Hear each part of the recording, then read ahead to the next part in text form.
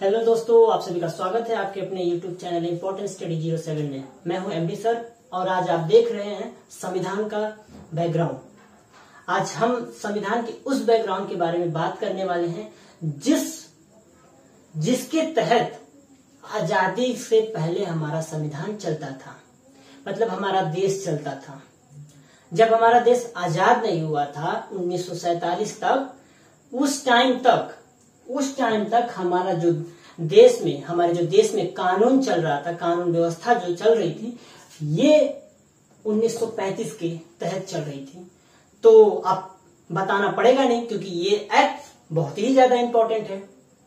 आप समझदार हैं, आपको ये चीजें बहुत ज्यादा समझदारी के लिए बता देना चाहता हूं कि आपको ये सोचना चाहिए कि जब हमारा संविधान बना तो इतना समय लगा, 2 साल 11 महीने और 18 दिन लगे, तब हमारा देश एक कानून के तौर पे चलने लगा। लेकिन आप सोचिए कि 1935 के तहत जब हमारा कानून चल रहा था, तो वो 1935 का एक्ट कितना इंपॉर्टेंट होगा कि नहीं? तो ये एक्ट आपके लिए बहुत इंपॉर्टेंट है, इसको स्किप बिल्कुल ना करिएगा। और हाँ, सब्सक्राइब करना तो बिल्कुल ही ना भूलिएगा। सब्सक्राइब करके जो बगल वाला बेल आइकन होता है, घंटी, वो दबा दीजिएगा, ठीक है, ताकि जो मेरी वीडियोस आने वाली रहेंगी वो आपको समय से नोटिफिकेशन ऑन रहेगा तो मिल जाएगा, ठीक है। तो चलिए स्टार्ट करते हैं हम लोग। भारत शासन अधिनियम 1935 का। लेकिन 1935 से पहले एक साइमन कमीशन है, जो कि 1928 का और 27 का माना जाता है। वो बहुत इंपॉर्टेंट है।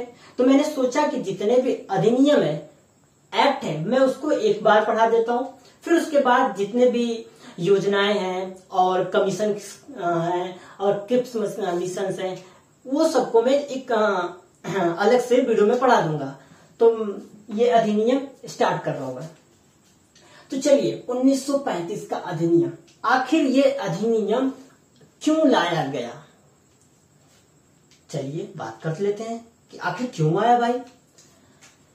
तो इसमें एक चीज बनाया गया। क्या बनाया गया? अखिल भारतीय संघ बनाया गया। अखिल भारतीय संघ। अखिल भारतीय संघ का मतलब समझ रहे हैं आप? अखिल भारतीय संघ का मतलब है कि वो चाहते थे ब्रिटिश कि हम अगर कोई भी कानून बनाए, कोई भी नियम बनाए, तो वो पूरे देश पे लागू हो, ना कि कुछ देशों, मतलब कुछ राज्यों पे। वो इसलिए अखिल भारतीयों को लाए। किसको लाए? अखिल भारतीय संघ योजना बनाए कि भाई इसके तहत हम लोग क्या करेंगे, कोई भी कानून बनाएंगे तब चलेगा हमारा देश। मतलब ये जो भारत है चलेगा। किसके तहत? ब्रिटिश ने सोचा था, भारतीय संघ के तहत। चलिए, इसमें देखा जाए, सबसे पहले आता है ब्रिटिश प्रांत। इसको 3 भागों में बांटा गया। अखिल भारतीयों को 3 भागों में बांटा गया। पहला बांटा गया ब्रिटिश प्रांत, सेकंड है आपका कमिश्नरी क्षेत्र, और एक है देसी रियासत। अब मैं इन सबको बताता हूं अलग अलग से। क्यों?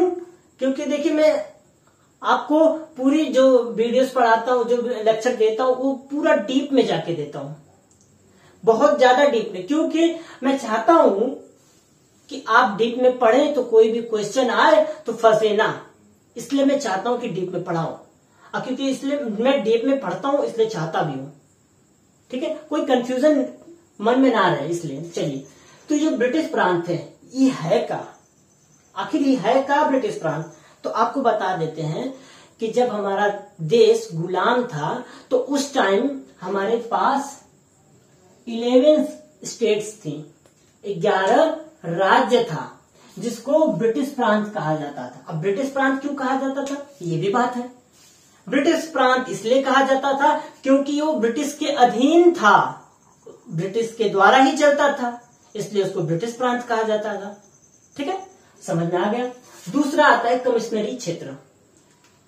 ये भी उसी के अधीन था, ब्रिटिश के ही अधीन था कमिश्नरी क्षेत्र। जैसे मैं आपको समझा देना चाहता हूं कि आज की डेट में केंद्र शासित प्रदेश है, स्टेट है, जो केंद्र शासित प्रदेश है, तो वही चीज यहाँ पे है, उसको कमिश्नरी क्षेत्र बोल सकते हैं, बोलते हैं कमिश्नरी क्षेत्र। तो उस टाइम 6 हुआ करती थी, कितनी?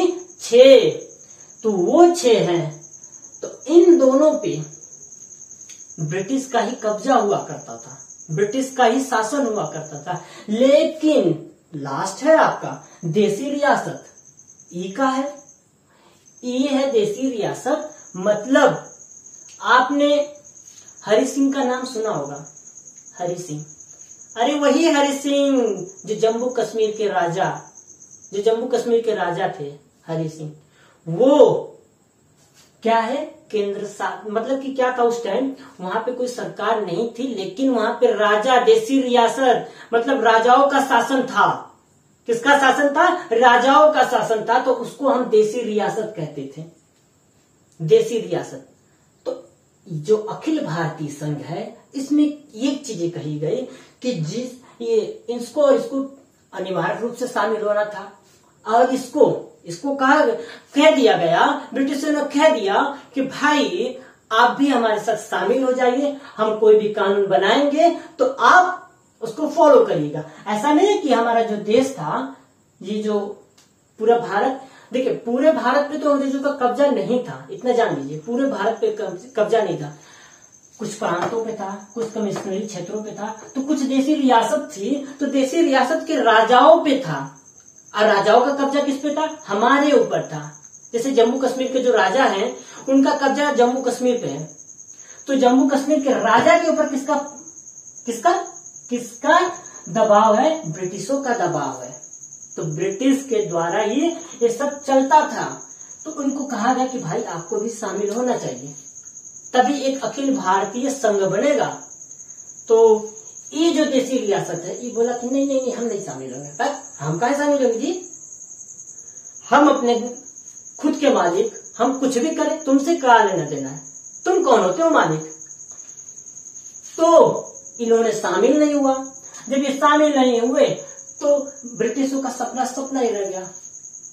ठीक है, तो क्या हुआ? ये अखिल भारतीय पूरी तरह से फ्लॉप हो गया। जैसे कि आज के डेट में कौन सी मूवी फ्लॉप चल रही है? बाइकॉट कहा जा रहा है, लाल सिंह चड्ढा, तो वो भी फ्लॉप हो चुकी है, ये भी फ्लॉप हो चुका। ठीक है, अब आता है दूसरा चीज। दूसरा क्या है आपका? अब दूसरा है आपका प्रांतों की स्वायत्तता। ओहो, ये कहा गया प्रांतों की स्वायत्तता। मतलब स्वायत्तता का मतलब एक तौर पे हम कह सकते हैं कि अब जो हमारा प्रांत था, कितने प्रांत थे हमारे पास? टोटल 11 प्रांत थे, 11 राज्य थे। तो वहां पे भी तो सरकार रही होगी, तभी तो देश चलेगा हमारा, तभी तो ब्रिटिशों का चलेगा शासन। तो क्या हुआ? प्रांतों की स्वायत्तता, मतलब यहाँ पे एक चीज है कि स्वायत्तता का मतलब इनको अधिकार दे दिया गया कि लो भाई, अब तुम अपना कानून तुम बनाओ, हम अपना कानून बनाते हैं। मतलब केंद्र ने बोल दिया कि देखिए उत्तर प्रदेश जी, बिहार जी, केरल जी, आप एक काम करिए, आप ना खुद का बजट पेश करिए, खुद का एक कानून बनाइए। हम जो है ना, हमसे नहीं होता है, हम कितने लोगों का कानून बनाएंगे, तो आप अपने मुताबिक अपने राज्यों के हिसाब से एक कानून बना लीजिए। तो यही चीज आता है प्रांतों की स्वायत्तता। समझ में आ गई? चलिए अब इसमें थोड़ी सी चीजें नीचे आते हैं थर्ड पॉइंट पे। अब अगली चीजें है, प्रांतीय गवर्नर अब वायसराय के अधीन नहीं होंगे। ओहो, अब प्रांतीय गवर्नर, अच्छा, जो प्रांत था, प्रांत 1937 की बात बता रहे हैं, 1937 में प्रांतों का चुनाव हुआ था, 1939 में इस चुनाव को समाप्त कर दिया गया। लेकिन यहाँ पे होता क्या है, प्रांतों में जिसकी सरकार थी वो गवर्नर हुआ करते थे, ना कि मुख्यमंत्री। आज कौन होता है? मुख्यमंत्री होता है। आज राज्यों का जो कह सकते हैं हम एक इम्पोर्टेंट पर्सन, जो एक प्रधान के तौर पे हम बोल सकते हैं, कौन होता है? वो चीफ मिनिस्टर होता है। जैसे कि उत्तर प्रदेश की योगी आदित्यनाथ जी हैं, वो तो वैसे ही उस टाइम की बात बता रहे हैं। 1935 में क्या हुआ कि प्रांतीय गवर्नर को अब वायसराय के अधीन नहीं किया गया। और जो प्रांत में गवर्नर हुआ करते थे, सरकार चुन के आती थी तो गवर्नर बनते थे, तो जो गवर्नर बनते थे अब वो ब्रिटिश के अधीन हो गए। किसके अधीन हो गए? ब्रिटिश के अधीन। अब ब्रिटिश ने बोला देखो भाई अब आपको क्या करना है। ब्रिटिश ने बोला कि आपको मेरे अधीन रहना पड़ेगा। जैसे कि आज के डेट में हम कह सकते हैं कि केंद्र शासित प्रदेशों पे पूरी तरह से किसका कब्जा रहता है? केंद्र का रहता है। पूरी तरह से तो नहीं बोल सकते, लेकिन केंद्र का कब्जा रहता है 75% तक। 75% तक केंद्र का कब्जा रहता है। तो गवर्नरों पे कब्जा किसका था? ब्रिटिशों का कब्जा था। अब आ गई बात वायसराय की। अब वायसराय जी कहाँ गए? तो वायसराय जी को कह दिया गया कि अब भाई अब आपके अधीन कोई नहीं रहेगा, आपके अधीन कोई नहीं, आप अपना केवल क्या संभालिए। वायसराय के अधीन से हटा दिया गया। अब इनको अकेला कर दिया गया। अब इनको कह दिया गया कि आप कुछ मामलों पे कानून बनाएंगे, छोटे मोटे मामलों पे। अब इनको कानून बनाने के लिए जो गवर्नर थे, कानून बनाने के लिए किनसे पूछना पड़ता था? गवर्नरों को ब्रिटिश से पूछना पड़ता था। लेकिन उससे पहले, ब्रिटिश से पूछने से पहले वायसराय से पूछते थे। तो ये चीजें वायसराय वाली चीजें खत्म करके ब्रिटिशों के पास चली गई।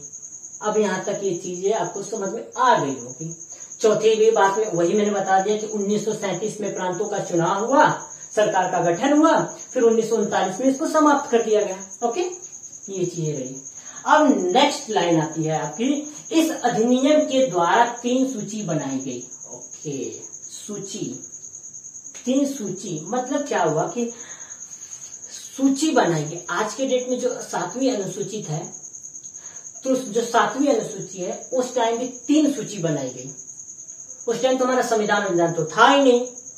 संविधान जब था नहीं तो ब्रिटिशों ने 3 सूची बनाई थी। क्या बनाई थी? 3 सूची। अब 3 सूची पर ध्यान दीजिएगा।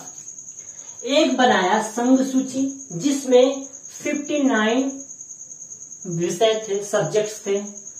एक स्टेट बनाया जिसको राज्य सूची कहा जाता है, इसमें कितनी थी? 54 सूची थी। और इसमें एक समवर्ती सूची और संघ प्रांत सूची बनाया गया। अब देखिए, समवर्ती सूची जिसको हम एक तौर पे बोल सकते हैं कि ये जो केंद्र शासित प्रदेश है वो था, और संघ और प्रांत मतलब राज्य और केंद्र, इन तीनों को मिला के टोटल 36 विषय थी इसके मामले में। ये चीजें आपको समझ में आ गई होगी।